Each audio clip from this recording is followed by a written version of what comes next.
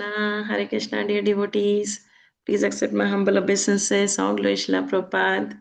I hope you all are well. Welcome you all to His Holy Chandramauli Maharaj's daily class. Hare Krishna Maharaj, please accept my humble obeisances. Sound Glory Srila Prabhupada. I'm not sure if we are celebrating, everyone is celebrating Nityananda Triyodashi today because we are celebrating it today in London. Maharaj, in Mayapur, are we celebrating it today? Tomorrow. Oh, tomorrow. Okay. I think same in US as well. Okay. I'm not sure how come we ended up celebrating it today in UK. Usually Europe follows India. Yeah, I should. Yeah, but okay. So we will have Nityananda Triyodashi class tomorrow then. So we will have maybe Maharaj, then we will have Srimad Bhagavatam, third canto, second chapter, and verse number 17. Just give me a second. I will share the screen.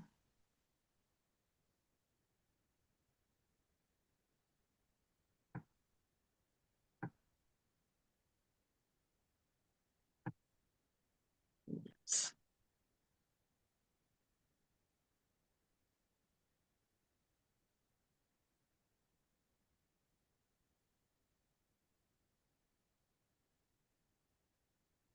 Om Namo Bhagavate Vasudevaya.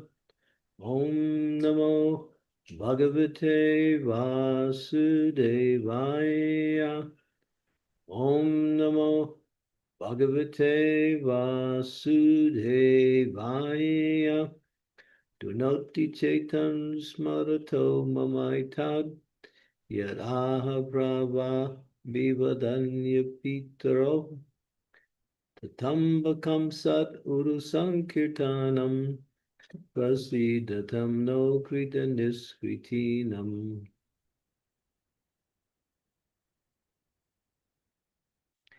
Lord Krishna begged pardon from his parents for their Krishna and Balaram's inability to serve their feet due to being away from home because of the greater fear of Kamsa. He said, "Oh, mother, father, please excuse us for this inability. All this behavior of the Lord gives me pain at heart." And so that's Uddhava speaking. It appears that Lord Krishna and Balaram were both very greatly afraid of Kamsa, and therefore they had to hide themselves. But if Lord Krishna and Balaram are the Supreme Personality of Godhead, how is it possible that they were afraid of Kamsa? Is there any contradiction in such statements? Vasudeva, due to his great appreciation for Krishna, wanted to give him protection. He never thought that Krishna was the Supreme Lord and could protect himself. He thought of Krishna as his son. Because Vasudeva was a great devotee of the Lord, he did not like to think that Krishna might be killed like his other children. Morally, Vasudeva was bound to deliver Krishna to the hands of Kamsa because he had promised to turn over all his children.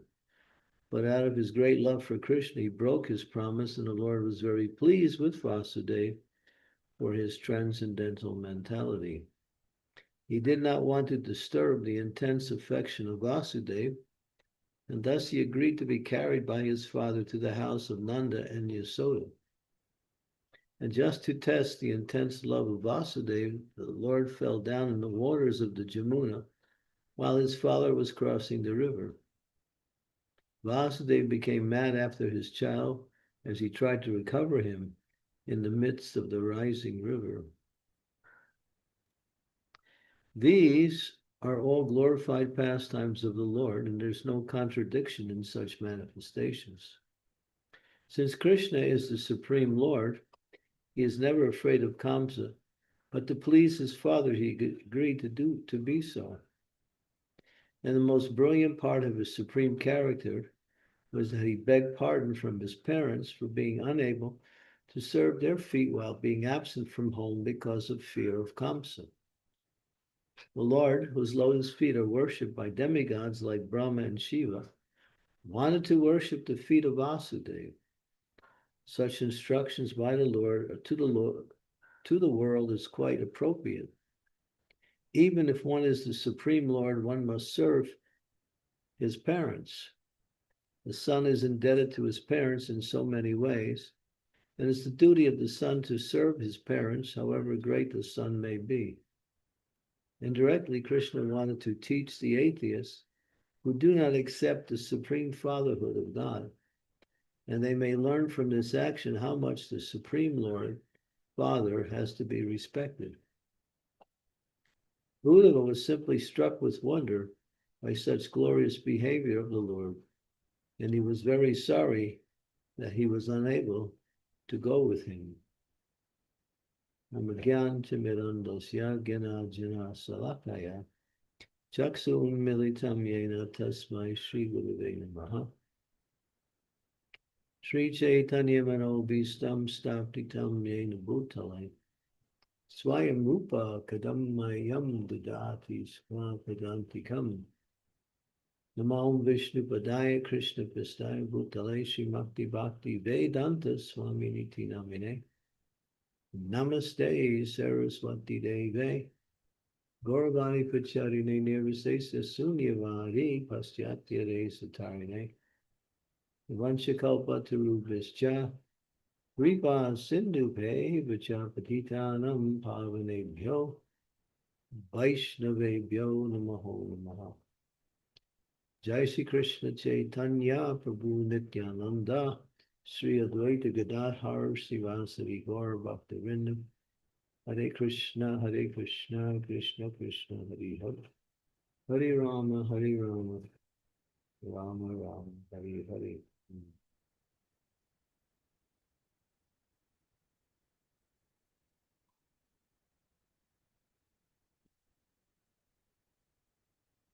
So, in order to please his father, the Lord acted like he was an ordinary child. So his father could have the opportunity to act in such a way as to protect him. Although the Lord didn't need that, still, knowing Vasudev's concern and seeing him as his own child, the Lord pleased him by apparently being afraid of Kamsa. The Lord is the supreme power within existence, and he's not influenced by anyone, either equally or lesser. So he allowed his father to do some heroic act of taking him out of the jail cell, crossing the Jamuna River. And Krishna jumped out of his arms just to splash around in the river because he wanted to give Jamuna the dust of his lotus feet, because that was, her waves were coming up high so she could touch Krishna's lotus feet. And so in order to satisfy her, he apparently jumped out. But Vasudeva was overwhelmed with anxiety, trying to find Krishna amongst the waves. But Krishna was not to be lost, and eventually he wound up in Vrindavan. And there he carried out his pastimes from then on. So what is Uddhava saying here? How the Lord is acting like an ordinary child who couldn't satisfy his parents. And Uddhava knows Krishna, because Uddhava is the cousins of Krishna. And he was there almost to the end before Krishna left. So he's saying all this behavior of the Lord gives me pain at heart.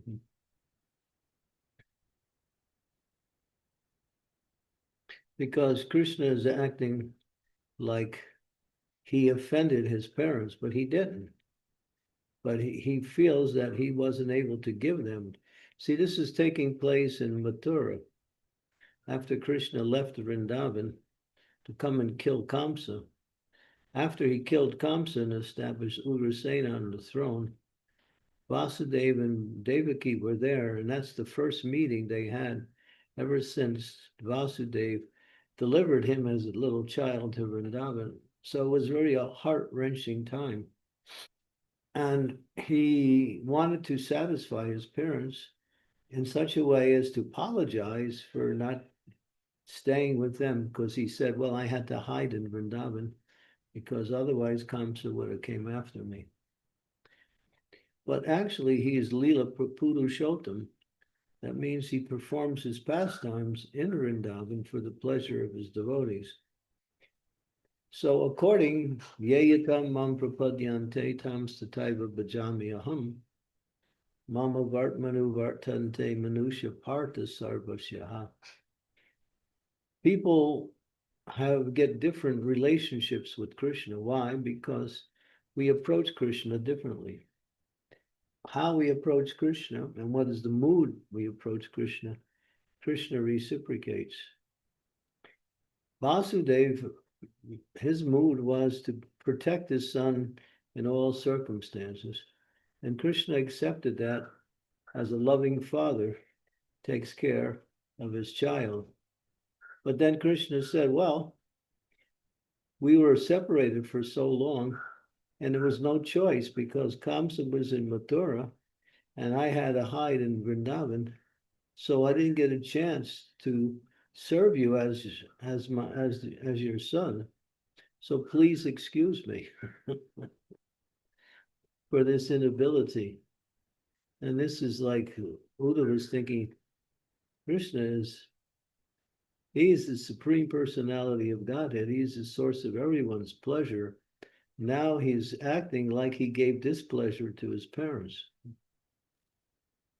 But so this is his anxiety. And so for us, it's understandable that whatever relationship we have with Krishna and how we execute that relationship in terms of the service we do and the mood, Krishna reciprocates. He's like, sometimes Prabhupada would say, he's like a mirror. What you hold in front of the mirror is what you see. So as we approach him, he reciprocates. But for his devotees, he goes beyond that. If the devotee, even if the devotee is not qualified or not expert at doing service, the Lord will accept his service anyway if the devotee is trying to please the Lord by his service. So Krishna is like that. There's no contradiction in Krishna because he wants to give everyone pleasure by his presence and by his mercy. He is the supreme manifestation of ultimate kindness. And here, he's pacifying his parents by saying, it was all my fault that I didn't act as a dutiful child towards you. But there was no fault on the part of Krishna. But he's saying that. That's why Uddhava was feeling, how can the Lord act like that? This gives me great pain at the heart. Well, that's Krishna.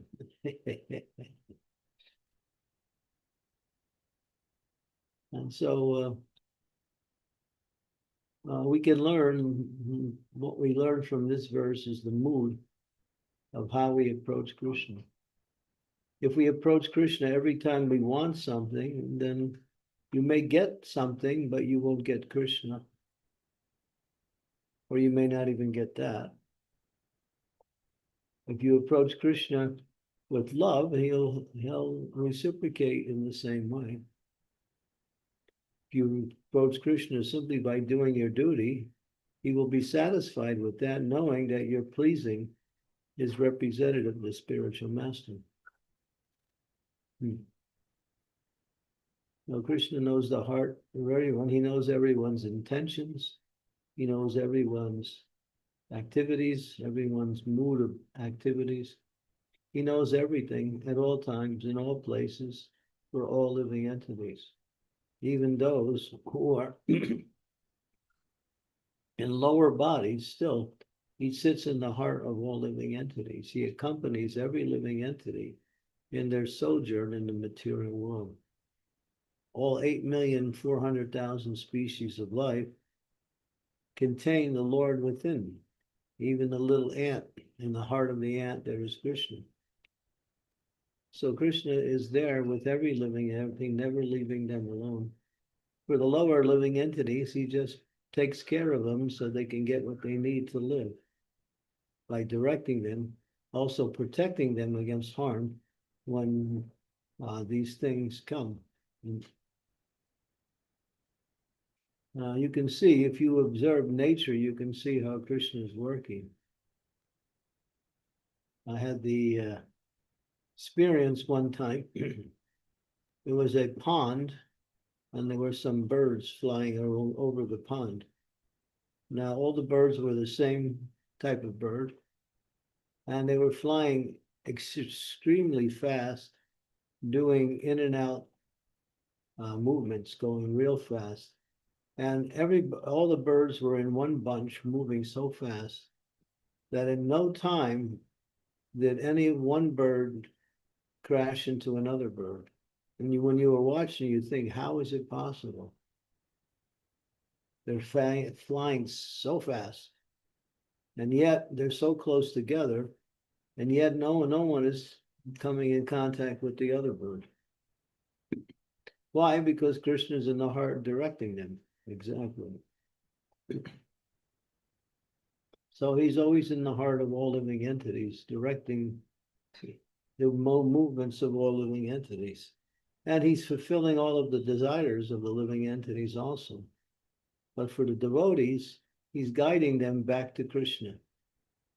So when devotees perform activities, the Lord is there to guide the devotee in the proper way, or to correct the devotee when he goes or she goes outside of the proper behavior or proper mood of activity. Krishna is like your ever well-wishing parent who constantly is there to take care of you, provided you become aware of his presence. In other words, you know that he's with you, and you know that he's guiding you in whatever you do. And then we can take the benefit of his presence like that. He's very kind to his devotees. Okay, so go on to the next verse.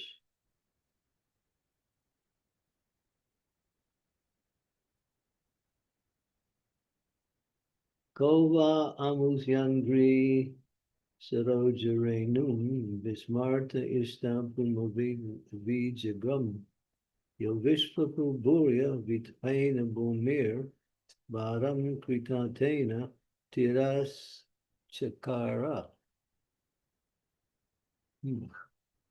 Who, after smelling the dust of his lotus feet even once, could ever forget it simply by expanding the leaves of his eyebrows?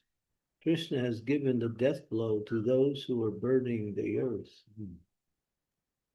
Lord Krishna cannot be accepted as one of the human beings, even though he plays the role of an obedient son.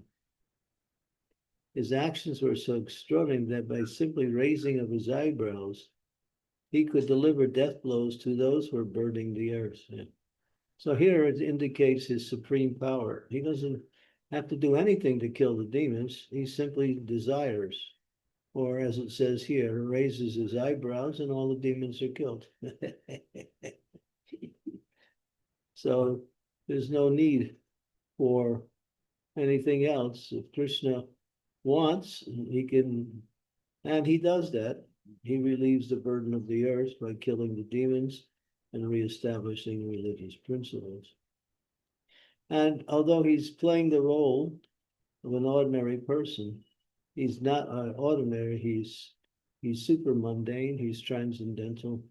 He is the all-powerful force in existence, both material and spiritual. Go on to the next verse. Dristabhava birnanuraja suye chaidyasya krishnam daivsato visadihi yam yoginam samspridyanti samyak yogena kastad vinaham sahita. You have personally seen how the king of Chedi, Shishupal, achieved success in yoga practice, although he hated Lord Krishna. Even the actual yogis aspire after success with great interest by performance of their various practice. Who could tolerate separation from him? This is a long purport. Let's see. Okay. Yeah. Lord Krishna's causeless mercy was exhibited in the great assembly of Maharaj Yudhisthira.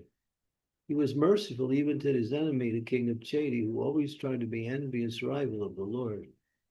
Because it's not possible to be a bona fide rival of the Lord, the king of Chedi was extremely malicious towards Lord Krishna. In this way, he was like many other asuras, like Kamsa and Jarasandha.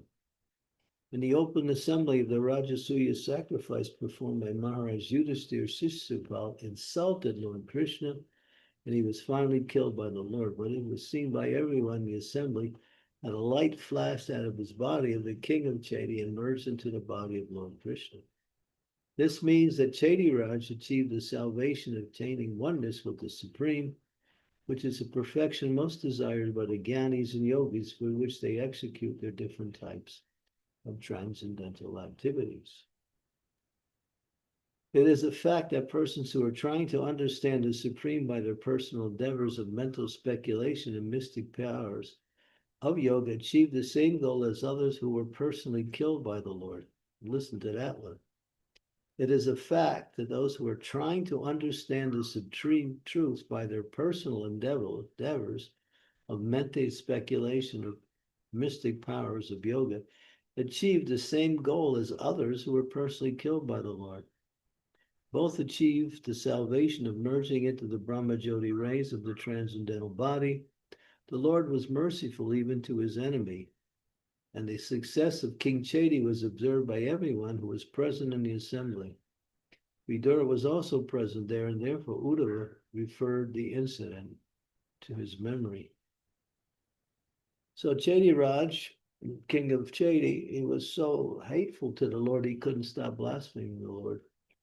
And the Lord didn't want to kill him, but he gave him a benediction that he could criticize him up to 100 times. And if he went beyond 100, then the Lord would have to take action. So in the assembly of great souls, when they were trying to elect the most important person to be the head of the assembly, it was unanimously voted that Lord Krishna would be the person.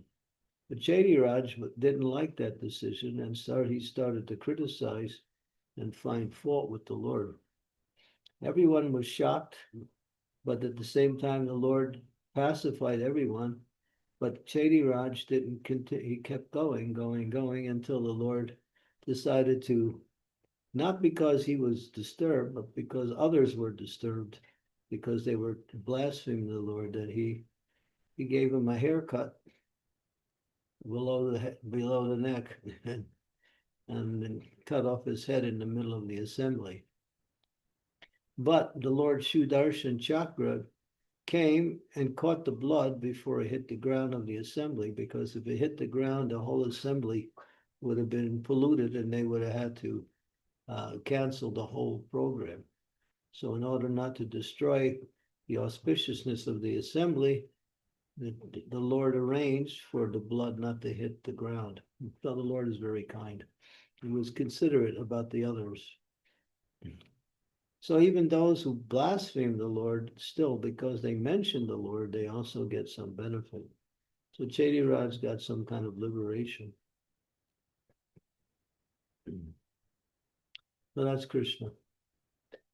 He's kind even to those who don't like him by giving them what they deserve. And if he kills them, then they actually get liberation. Okay, so we can stop there. This is all these verses is about the kindness of the Lord towards other living entities.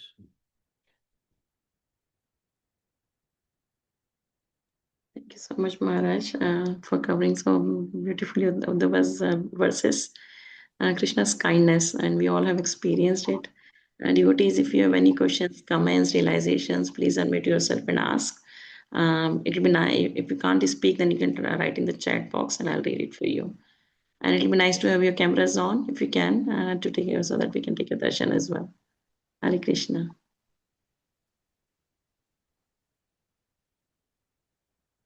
It seems you have a nice devotee sitting there as well in Mayapur, Guru Maharaj.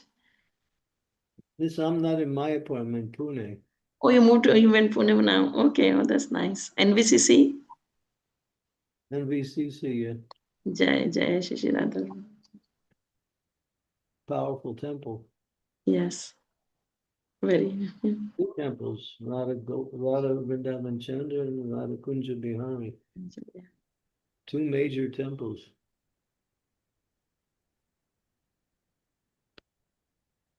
Any questions, devotees?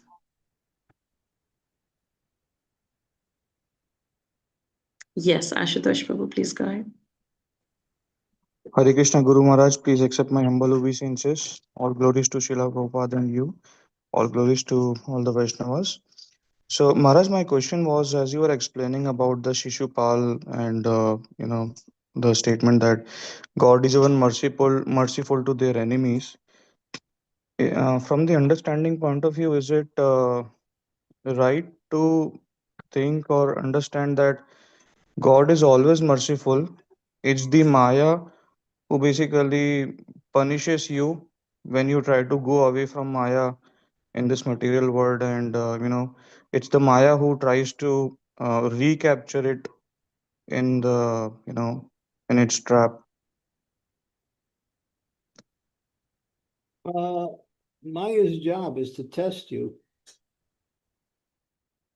For the non-devotees, Maya is simply providing their facilities to enjoy sense gratification. But then she kicks them at the same time. She's giving them what they want, but then at the same time she's beating them over the head with a stick. For the devotee, she's testing the devotee to make the devotee more dependent, more merciful, more dependent on the Lord.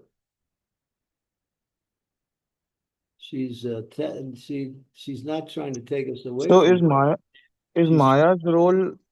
She's Maya's role to help us moving towards Krishna, or to keep us involved in the material activities? if you listen what I said, that's exactly what I just said. Okay.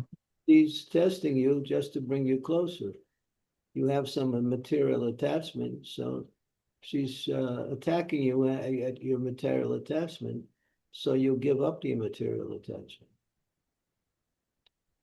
Maya is the friend of the devotee when you see her as one who brings you closer to Krishna. But she does it in a less direct way. You have some material desire, and she presents that material desire in front of you. And then you say, oh, that's Maya.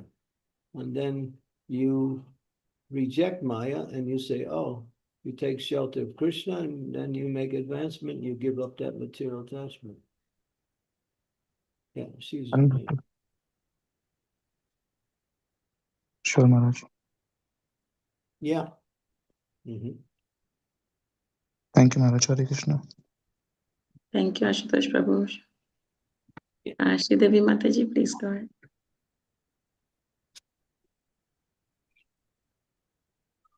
You're on mute, Mataji. Oh, sorry. Please accept my humble obeisances, Guru Maharaj. All glories to Srila Prabhupada. I was a little bit puzzled. Maybe I haven't read this or I don't understand it. But why are the yogis and jnanis being called transcendentalists? I thought only bhaktas are transcendentalists. No, because transcendental means above the material energy. So they're in the Brahman part of the absolute truth. So they're transcendental to the three modes of material nature. I Transcendental see. dental means material, trans means above. Transcendental means above the material. Hmm. I see. Okay. Thank you for the clarification, Guru Maharaj. My obeisances. Well, Thank you, Devi Mataji. So we have a question. Oh, okay. So there is a question in the chat from Daria Mataji. She's asking, I was wondering when we have an intuition that Krishna is guiding us. Say again? When we have intuition, is that Krishna is guiding us? How do we know when we know that Krishna is guiding us? He's always guiding us, but you're not paying attention to his guidance. That's why you think it's not happening. He's, for a devotee who's on the path of bhakti, the Lord is guiding you every second towards the principles of devotional activity. But you're not even aware of that. So once in a while you become aware and you say, oh, he's guiding me now. He's always guiding me.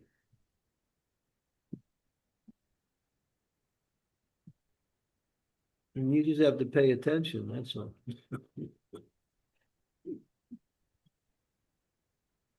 So the best way to pay attention is to see Krishna as the representative spiritual master. Then you always get guidance from Krishna through the spiritual master. When you become perfect, then you can get the guidance directly within the heart. Then you can hear. You can hear Krishna speaking to you in your heart and your mind, but until you reach that stage, then you take that same guidance from the external manifestation of super soul, which is known as the spiritual master.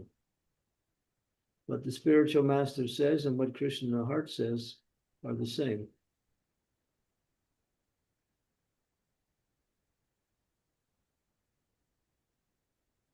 Okay, thank you. Thank you, Maharaj. Sadhvi Mataji, please go ahead. Hare Krishna, and thank you very much for today. I wonder if this testing, Maya testing, how long does it takes? I mean, if one have been active in doing everything what it's acquired for a devotee, does this test stop, or is it continuing until the day when we leave the body? This is one, and then I have follow-up question. Thank you. She's testing you until you become a pure devotee, then she offers her obeisances when you become a pure devotee. She wants you to come to the plan. After you become a pure devotee, there's no need to test you anymore because you're fixed in devotional service.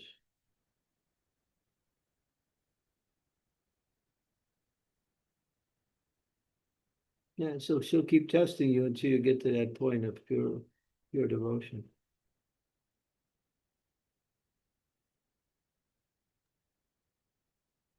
Thank you very much. May I ask a follow-up question? Check with the host. Okay, Sadhvi Mataji will come back after Sonal Mataji has asked a question. Yeah. Sonal Mataji, please go ahead. Hare Krishna Maharaj, please accept my obeisances. All glories to Srila Prabhupada. Maharaj, I have this question regarding this impersonalists who sometimes criticize the Lord directly and they get liberation when God kills them. But at the same time, there are some who criticize the Lord and they never get any liberation, or they remain stuck in this material world. So is there any further distinction, or is it just Lord's mercy whom he gives liberation and whom he doesn't? Well, that's there, but usually they're talking about the situation when Krishna was personally present on the planet. The examples are given by those who were with Krishna, who saw Krishna. But those, yeah, because of the Lord's personal presence. But when he's not personally present, usually they don't get any benediction.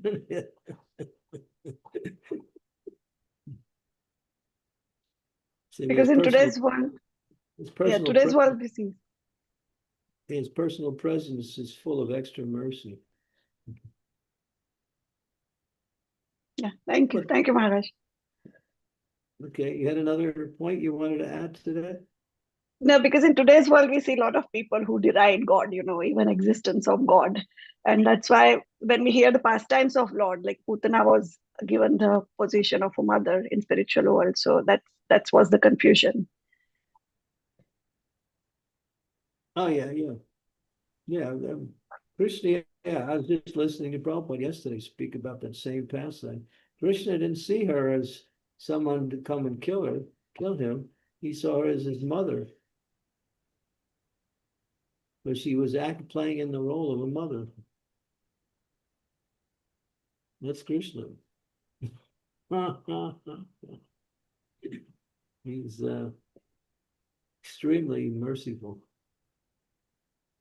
And Maharaj, when we say that Krishna is merciful and we say that Krishna is present in the holy names of the Lord, and so just connecting the threads, so is that the reason why we say that whosoever hears Krishna's name with pure heart can get liberated, regardless of their past sins, like example of Jagai and Madai?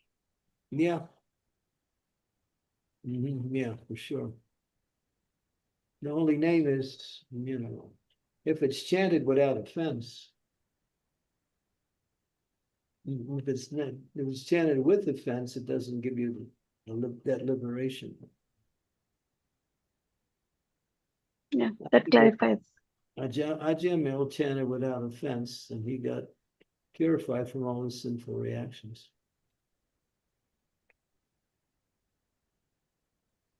Yeah, thank you so much, Maharaj. Thank you, Sonal. How are you? I'm good, thank you. You are in Pune. That's Yeah. my town.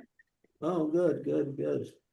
Yeah, it's we go driving around once in a while. We check out it's a military town. Are you coming from a military family? No. I think that where the temple is, that area is literally not otherwise. Which temple? Pune. Kunja Vihari? Yeah, the new one. Oh yeah, that's Yeah. outside of Pune. Yeah. Pretty. Pune was the stronghold of Shivaji, Chhatrapati Shivaji Maharaj. Sri Devi, she bought one book on the life of Shivaji Maharaj. She wants to learn about how to become a better Kshatriya.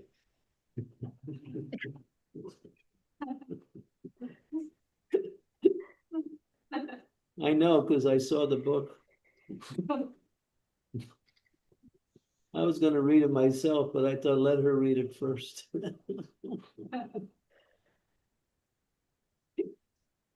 But he was a very dharmic ruler, Guru Maharaj, strictly living by religious principles, upholding Sanatan Dharma at a time when the Mughals were so overpowering every other part of India. It's really worth reading because he was an exemplary ruler in very difficult times. Yeah, okay. He was a devotee in one way because he took shelter of Sant Ramdas. In fact, at one point, he said, I'm giving up everything, becoming an ascetic. And Sant Ramdas said, no, you have to perform your duty as a king. Yeah, I don't know much about him, but hearing from you, sounds like he was a very exemplary person. Kings that have the interest of the citizens at heart, they're rare to find. Prabhupada was talking about that today. I was listening. He was saying, using the example of the child who's laying on the lap of the mother, and the child feels completely content and peaceful. But if the mother decides to kill the child, then what can we think? So people elect people to be their leaders, but the leaders turn around and destroy the people.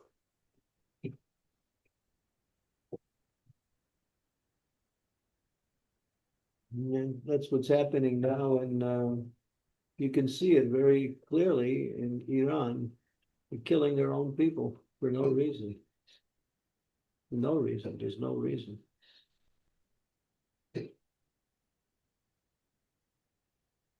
Yeah, because the leaders in nowadays are they're all criminals, dacoits, demons, pretty much. If you find a good leader, it's very rare. Very rare. I'm just dying for God conscious leadership to come up and take over the world so that Krishna consciousness can spread everywhere, Guru Maharaj. Yeah, it's gradually happening. Krishna has a plan.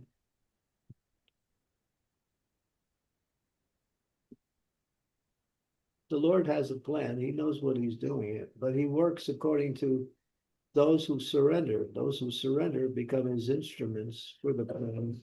Those who don't surrender, they don't get the chance to become the instruments. So he's always empowering those who are surrendered to him to carry out his mission.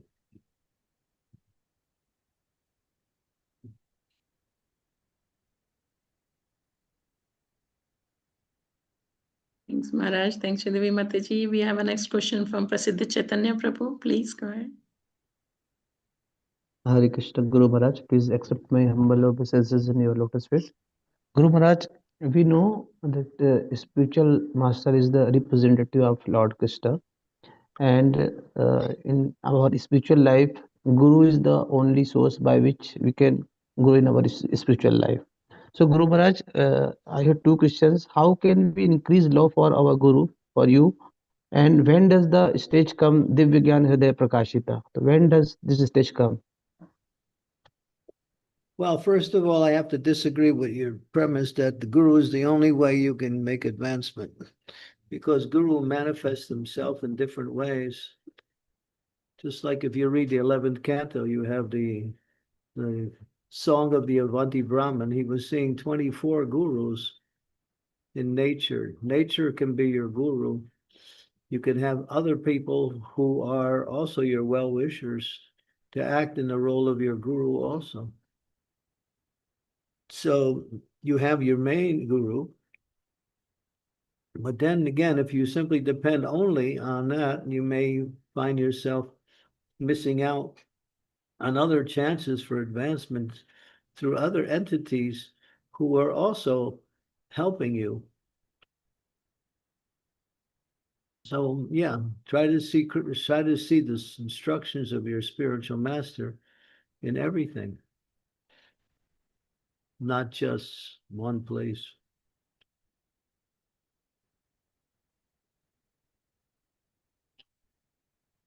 And what was the last part of your question? Guru Maharaj, when does this stage come, Divya Gyan Hriday Prakashita, which we used to sing daily? Divya Gyan Hriday Prakashita. I'm not sure I understand those words you said. Divya Gyan Hriday. Divya Gyan Hriday Prakashita. Yeah, well, Divya Gyan. What is that Divya Gyan? Spiritual. Divya Gyan means he teaches what is the actual, who are you? What is that knowledge? Divya, transcendental Gyan, what is that knowledge? You belong to Krishna. That's Divya Gyan. You're nothing else but Krishna's eternal servant. That's Divya Gyan. Divya Gyan Riddhi Prakasito. He teaches that within the heart. Who are you? You're his eternal part and parcel. That knowledge is spiritual master's giving. That means you know your identity. We think when we adopt another identity, that identity is different than our real identity. We only have one identity. Materially, we have so many identities, but these are false identities. Spiritually, we have one identity. Eternal servant of the Supreme Lord.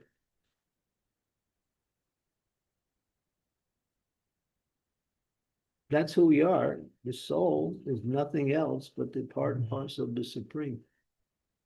The body has many identities, but all of those are ephemeral and subject to the time factor, and they don't really help us. Sometimes we change our material identities. just because we don't like the present moment. Now the world is so crazy that people don't even know what gender they are. They created 28 different kinds of genders. Can you imagine that? Nobody checked with Krishna to see if it was okay. Now they have so many genders. But all I know is male and female. If you know any more, let me know. But so, I mean, the world is really nuts.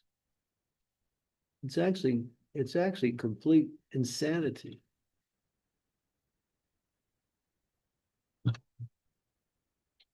And they'll rationalize insanity with another type of insanity.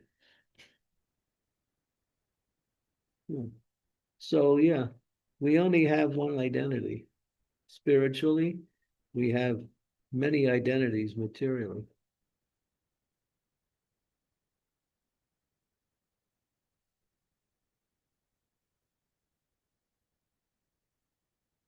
You're a father, you're a husband, you have a job, you are categorized according to your work. That's 3 identities right there. As when you have friends, they see you as another identity. Which one's really you? You might say all of them. But then, see, the principle of reality is reality doesn't change. Anything that's real doesn't change. If something is changing, that means it's not real, because at one time it's existing and one time it's not existing. So when is it real and when is it not real?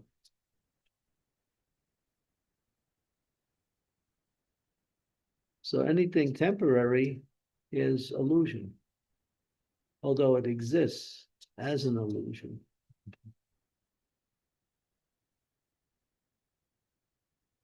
Understand? Yes, Guru Maharaj. Yes, Guru. Thank you, Guru. We are the servant of Lord Krishna. Mhm. Thank you, Guru This is Maharaj, our for a identity. very nice and powerful answer. Thank you so much. We have Uh, only one identity, Jiva Sulbai Krishna and Nityadas. Thank you. Amritana Mataji, please go ahead. Thank you, Mataji. My humble obeisance, Guru Maharaj. All glories to Srila Prabhupada. I think my answer is almost answered while you were answering Prasiddha Chaitanya Prabhu's question.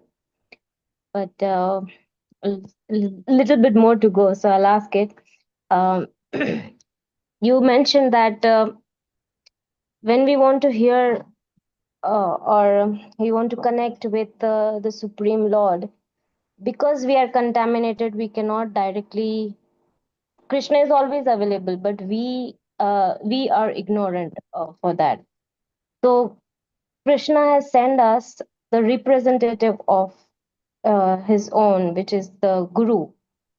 So we try to have relationship we with our Guru, but since we are contaminated, and when the presence of his physical presence is not there on the planet, how do we connect with our Guru in that phase of time?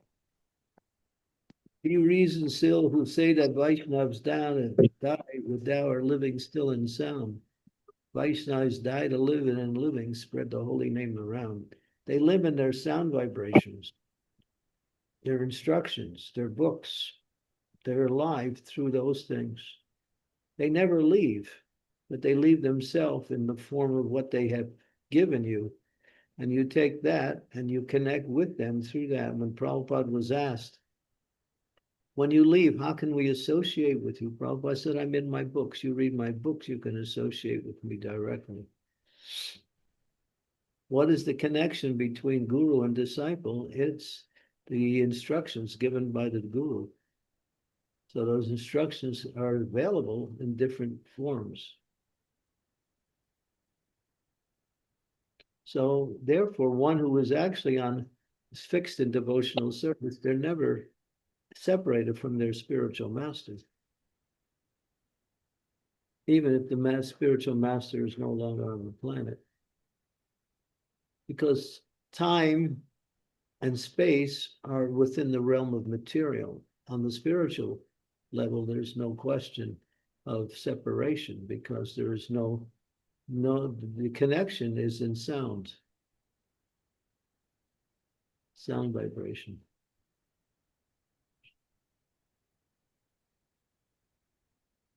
So if you remember the instructions of the spiritual master and you carry it out, you're associating with him directly.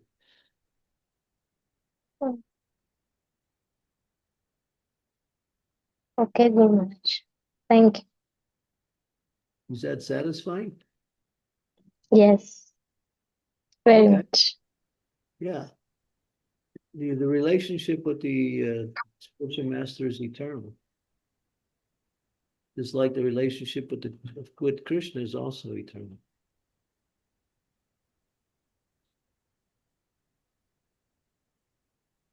Yes, Guru Maharaj. Thank you. Hare Krishna. Thank Hare you, Guru Krishna. Maharaj. Thank you for those nice things you made. I don't know what they call them, but they're tasty. Those are laddus. I gave one to Yugala Sham. He said, "Oh, very, very healthy." All sorts of seeds are there, Guru Maharaj, in it. It's a winter food. Yeah, it's pretty nice. I had one. I can't remember what it tastes like, but I think I liked it. I'm glad. Yeah, I give him the Haridas, and his eyes get wide every time I put it in front of him. So. Then I'm more happier. Haridas Thakur also liked it. Oh, he does. He's just waiting for the next one. Thank Yeah. you, Guru Maharaj. Yeah, thank you. Thank you, Amritanam Mataji. Sadhvi Mataji, are you still there? Do you want to ask a question? Follow-up question? Sorry. Yes, thank you very much. It was again the same thing about the testing. For instance, someone who has gone through very, very difficult life, karma, whatever it has to do with, but still holding their faith on Supreme Lord, believing really strongly there is a God. There are people, for instance, who go through things, they just say, no, there is no God. If there was God, this time and that time would not happen. But there are those who have very strong faith to the Supreme Lord. They believe very strongly to God. Isn't that test, a strong test enough? Thank you. What is the question? I don't understand the question. For instance, if someone has gone through so many bad things in life and still hold themselves to the believing to Supreme Lord, isn't it a kind of test that this person has also passed? Thank you. Yeah, yes. Yeah. The Lord giveth and the Lord taketh away. Blessed be the Lord.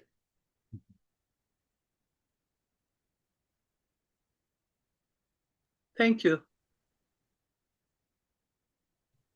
Thank you, Sadhvi Mataji. Any questions from the crowd there, Mataji, Maharaj, in Pune? There is one hand, I can see one hand up there. Yeah, we got a question. I have a question, Guru Maharaj. Everyone chants Hare Krishna Mahamantra, but still during chanting journey, some may get fall down, some may stuck at specific stage, but only few are able to reach at the stage of eternal bliss. So why this happen and how we can overcome this? Doesn't mean just because everyone is chanting Hare Krishna doesn't mean they're all having the same experience. There's Namaparad, chanting with offense. You're chanting with offense, you can chant for thousands of years and never get any, you get some benefit, but hardly any. There's namabas, that's clearing stage, when the offenses are clear, but still you haven't reached the perfection stage. And then there's sudanam, that is pure chanting. So you can't say everyone is, because everyone is chanting, they're all getting the same experience. Some people can't even chant properly. And they mispronounce the words, or they leave out some of the words in the mantra. How can you overcome this? How can you overcome this? By being attentive. Practice the idea of becoming attentive. Attention comes when you perfect the principle of hearing. Learn how to hear. When you're with other people, when they speak, listen to everything they say. Don't start thinking about what they're saying even before they're finished. Learn, there's a thing called the art of hearing. Actually, we give seminars on it. People hear things, and just like I give you an example, they did tests. They had a circle of people, and then someone tells one person in the circle something, and they're supposed to pass it to the next, and then the next, and it goes around, and it comes out different. They're all supposed to repeat the same thing, but they don't. Attentive chanting, we will be protected from offenses. If you avoid offenses, there's 10 offenses that are holy name. You chant every day. The 10 offenses. If you're chanting and committing offenses, then it's like swimming against the current. You're not going anywhere. You have to be free from the offenses. That's why we recite those 10 offenses every day, so devotees can hear them, think about them, and try to understand how to remove them. Those 10 offenses are not easy to get over. But if you practice attentive chanting, then you can gradually free yourself from the tendency to commit offenses. So if you want to work on those offenses and remove them, then chant attentively. And you have to make an effort to chant attentively. It's not going to happen so easy. Chanting requires focus, requires devotion. It requires energy too. It takes energy to chant. Can't be lazy when it comes to chanting. Or lackadaisical. You have to be really serious. And you have to hear it nicely. If you're not hearing, then you won't be able to pick up the concentration on the sound. Only when you hear, the concentration increases. When you're not hearing, or you're hearing partially, you can't keep concentration. It's difficult. You have to really make an effort to hear that sound. That's to be a determined effort. Chant fast, chant slow, chant with a certain speed, but it's just hear. Gotta hear. It's all hearing. We are able to imagine while chanting, or we are able to hear. So, which one? But how much are you hearing? You're hearing partially, or you're hearing completely? Some vibrations. I can analyze. The more your mind is controlled, the more you can hear. But not feel that problem. I can either imagine or either I can hear. You don't imagine anything. Just hear. You have to make an effort to hear. You may even think I'm hearing, but you're not really going deep enough into the hearing.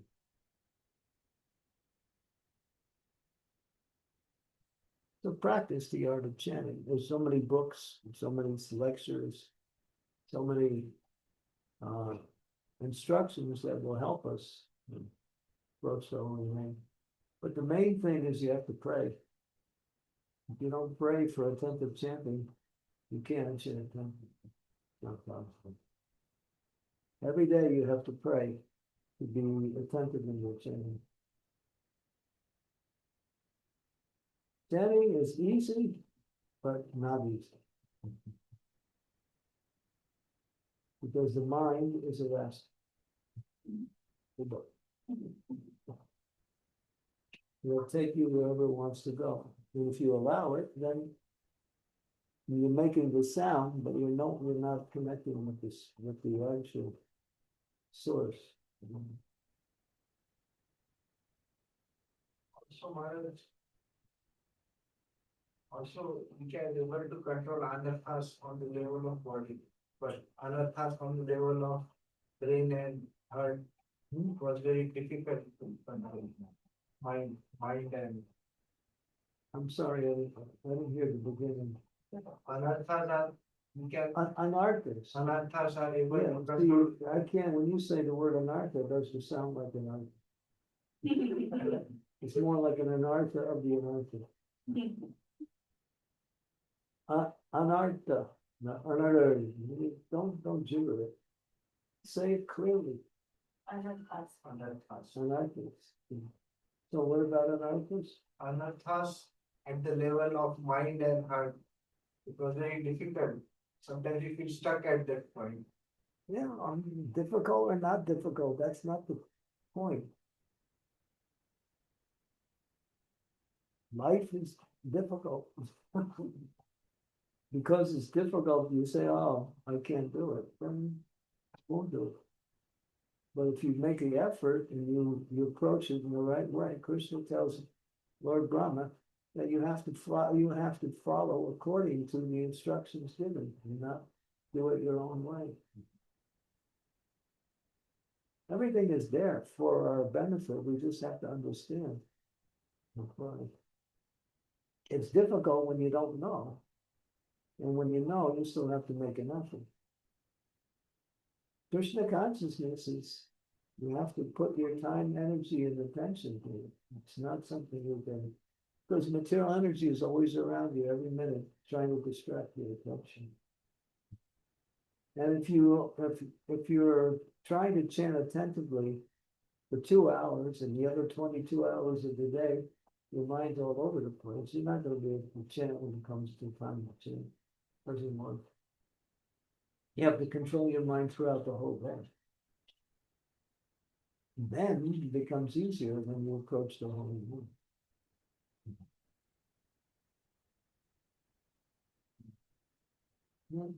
Practice. Prabhupada said it's just practice.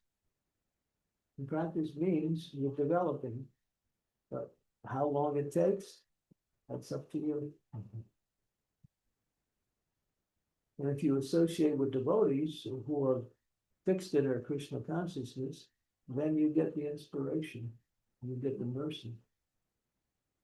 It comes quicker.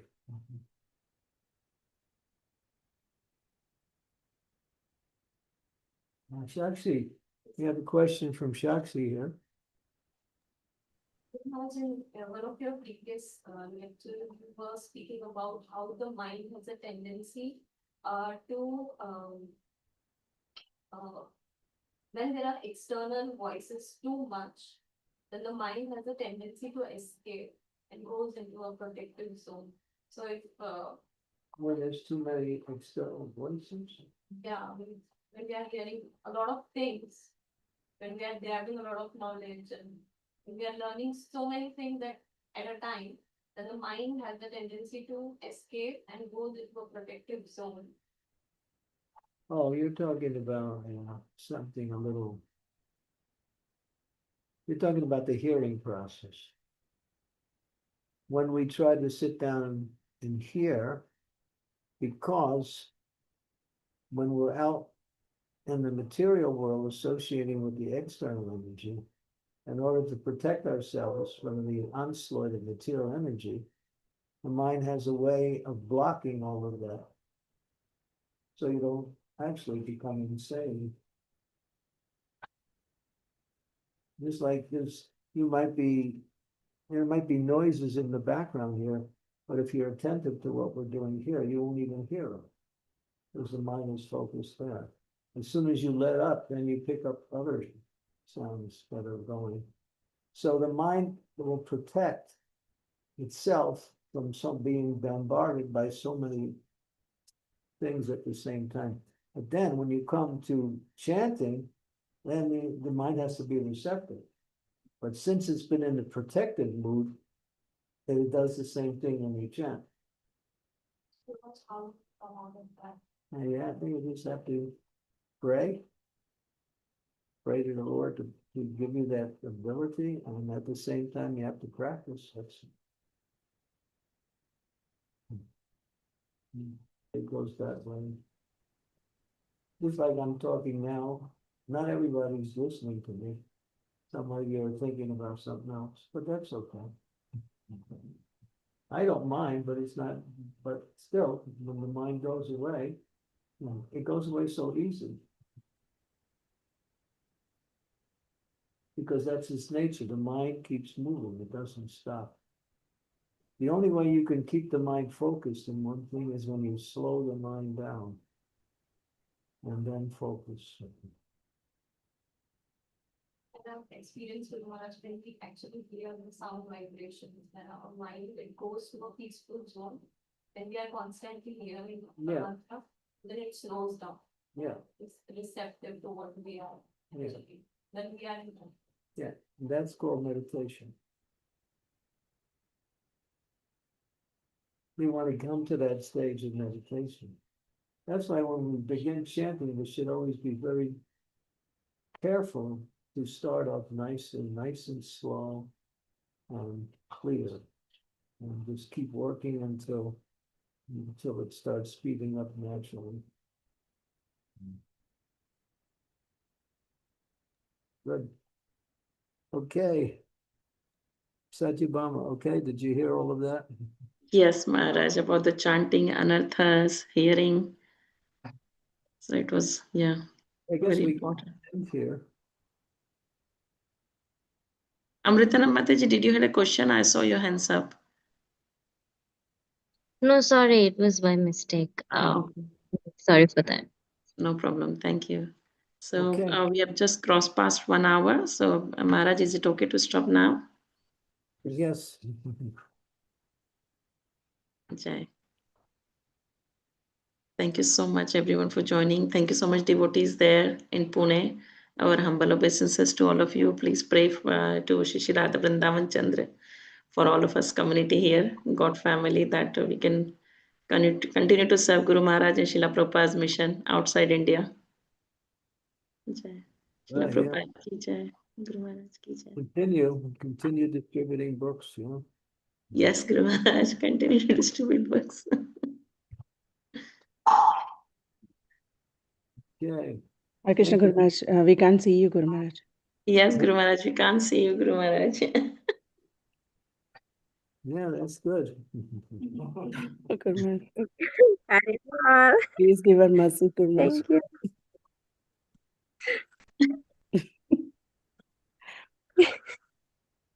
See, no one is going to disconnect then, Guru Maharaj. He can. That's the blessing. That's the blessing. Everyone takes it. Guru Guru Maharaj, Maharaj, any special you're Hare giving instructions for us? Mitra Guru number Maharaj. wow. Sorry. Hare Krishna.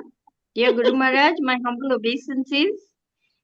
Special instructions for us for tomorrow's Nityananda Trayodashi.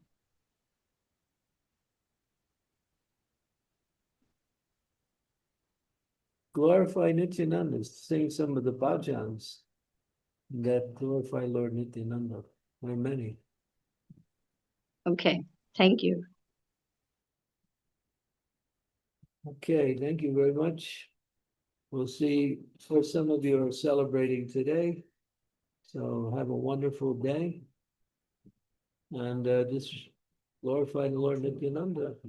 Speak about him, chant his holy name. Go to those nations. He's very kind. Very kind. You can't find anyone more kinder than Lord Nityananda. It's not possible.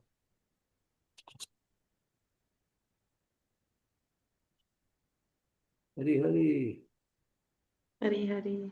Thank you, Guru Maharaj. My Thank humble you Thank so you, much. Maharaj. Hare Krishna. Hare Krishna Guru Thank you. Maharaj. Thank you, Acha Guru Guru. Maharaj. Thank you very Everyone. much. Hare Krishna. Hare Krishna. Guru.